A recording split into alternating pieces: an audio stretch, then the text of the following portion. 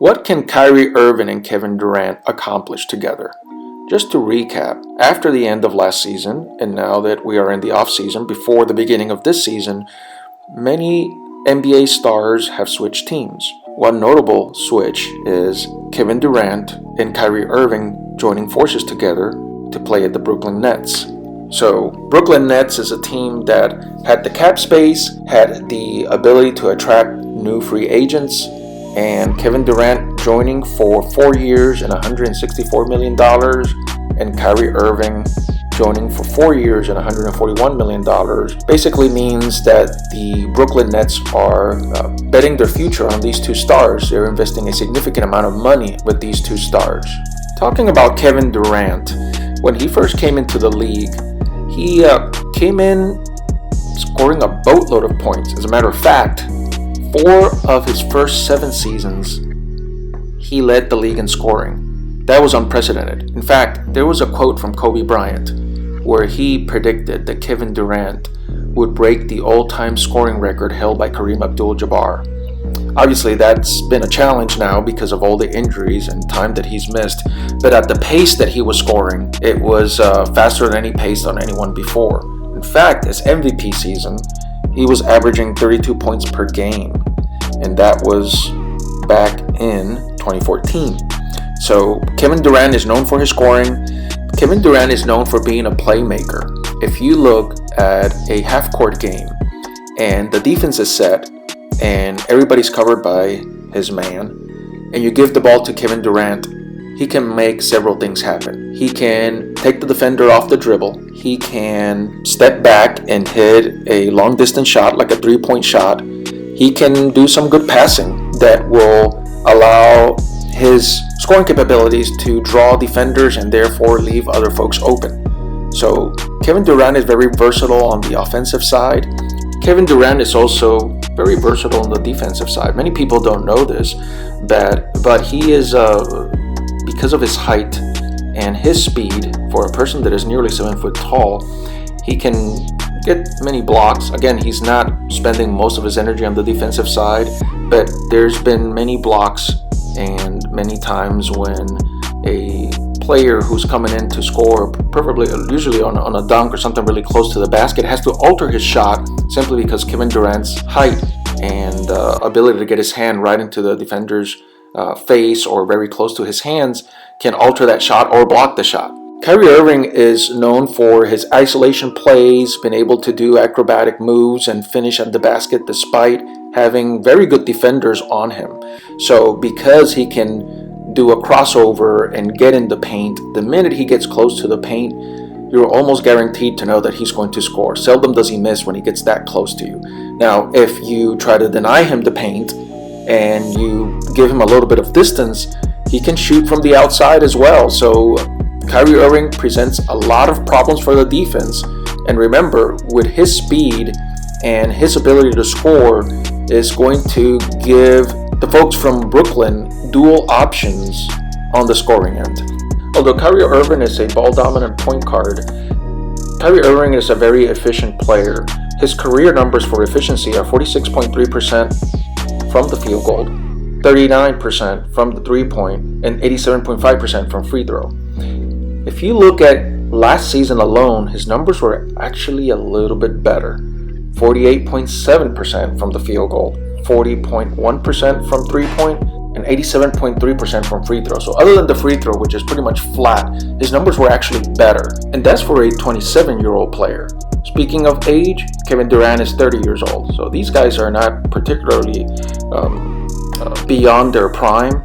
And just to give you an idea, the Nets collectively have an average age of 25.7 years.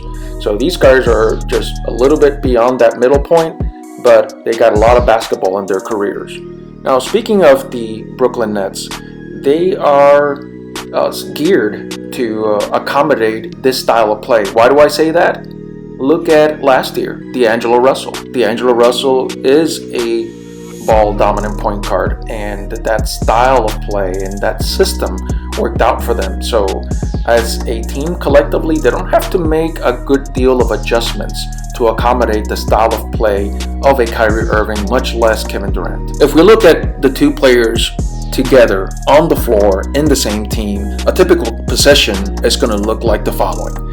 Ball brought up court by Kyrie Irving.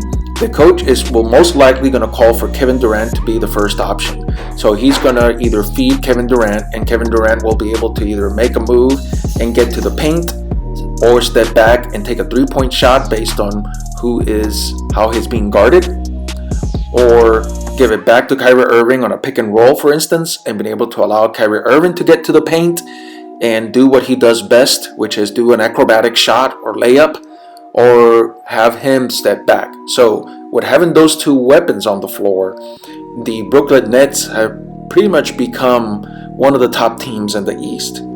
Having said that, even when one of the players is out on the bench, there's going to be an option on the floor, whether it's Kevin Durant or Kyrie Irving, to be one of the main focuses of the offense. It is no secret that when anyone who's a basketball fan and who was watching last NBA Finals, Kevin Durant was less than 100%, and for him having to go out there on the floor and trying to play through the injury, it actually made it worse. He tore his Achilles, and that is a major injury. So looking historically at players that had a similar injury, the first thing that we know is he's going to be out pretty much for the whole year. The Nets give him a contract where they are hoping that he will be the player that they wish he will become when he comes back from the injury. And they're paying him for 4 years, but they're really getting him for 3, assuming that he resigns with the team. So let's talk about that a little bit. Players that have had an Achilles tear, the results have been mixed, and it depends on the style of play of a player. It depends how heavy or how big a player is. Just to name a few in the past, we've had DeMarcus Cousins, we've had Kobe Bryant, Rudy Gay, Dominique Wilkins. A player like DeMarcus Cousins, who's a player about similarly height as Kevin Durant, was basically just coming back from that injury when he was playing in the finals. And his play was not bad. Maybe it was not the Boogie Cousin that we know and we see, but he did contribute to the team. Again, it's too early to be able to tell how well he'll be able to recover, but it was promising. If Kevin Durant is 80 or 90% of the Kevin Durant that we know, that is a lot to get for a player for the Brooklyn Nets. So that would be very promising. I can tell you that I'll take 80% Kevin Durant anytime for a team. So that is very encouraging. The last point to discuss, and is probably the most intangible point, is the motivation. Let's talk about Kyrie Irving, for instance. When he left Cleveland, he explicitly said that he wanted to join a team so that he could prove that he could be the man, that he didn't have to be somebody else's sidekick, in this case, LeBron James. So he went to Boston, and that was the purpose.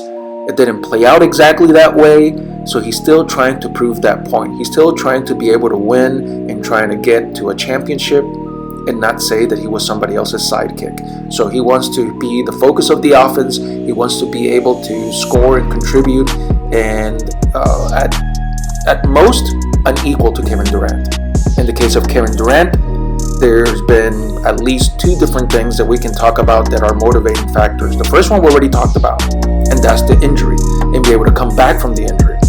And then the second one was all the criticism that he received by joining a team that was already a winning team when he joined the Golden State Warriors. Now he's going to a team that is not a winning team, and he's looking at turning it around. And what better way to earn the respect of his peers and the fans by knowing that he took a team that was bad, got to that team, got to the championship, and that will basically establish a legacy for Kevin Durant. It will establish a legacy for Kyrie Irving, and it will make the East a force to be reckoned with, since for the last decade or so, the West has been the stronger conference in the NBA. This is Hoops Imagined.